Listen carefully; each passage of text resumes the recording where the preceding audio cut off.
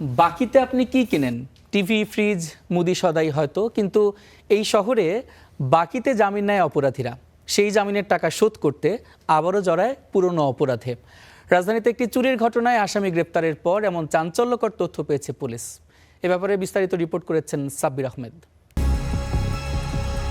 রাজধানীর যাত্রাবাড়ির বাসিন্দা রাজু আহমেদ শিপলু গেল 2 জুন সূত্রাপুরের একটি বাসা থেকে নগদ টাকা, স্বর্ণালংকার, টিভি সহ বিভিন্ন জিনিস চুরি করেন তিনি। ড্রয়ার থেকে টাকা নিয়ে গেছে, আর গয়নাগাটি ড্রয়ার টয়ার ভাঙ্গা সব কিছু নিয়ে গেছে।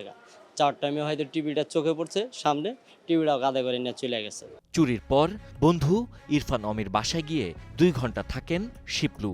চুরি করে একাধিকবার ধরা পড়লেও জামিনে ছাড়া পেয়ে আবারও একই কাজ করেন তিনি। টাকা না থাকলে তাকে বাকিতে জামিন করান ঢাকার সিএমএম আদালতের মুহুরি আলমগীর।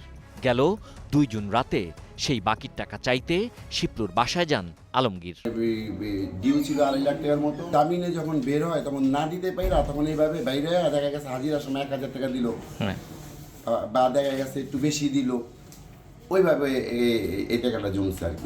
যেদিন চুরি হয়েছে সেই দিন আপনি কেন গেছিলেন? যে ভাই আপনি কিছু টাকা তো মায় নিয়ে জানেন, তো টাকার জন্য তো যাইতে হইব। জামিন করে শুনি বাকিতে, আমি বাকিতে জামিন করার পরে বেরোয় এভাবে চুরি করে টাকাটা শোধ করে বর্তমানে 2 লাখ টাকার মতো পাই।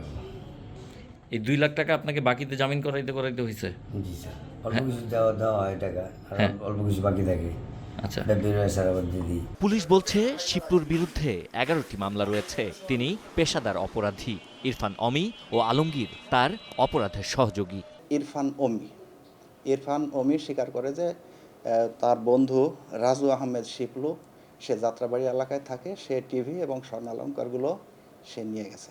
পরবর্তীতে আমরা তাকে সহ রাজু আহমেদ শিপলু এর বাসায় অভিযান করলে আমরা স্বর্ণালংকার নগদ 2,10,000 টাকা, মানে ওই স্বর্ণালংকার বিক্রির টাকা এবং টিভিটা উদ্ধার করি।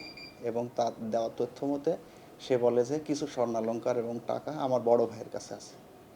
পরবর্তীতে তাকে নিয়ে আমরা তার বড় ভাইয়ের কাছে যাই, যার নাম হচ্ছে আলমগীর।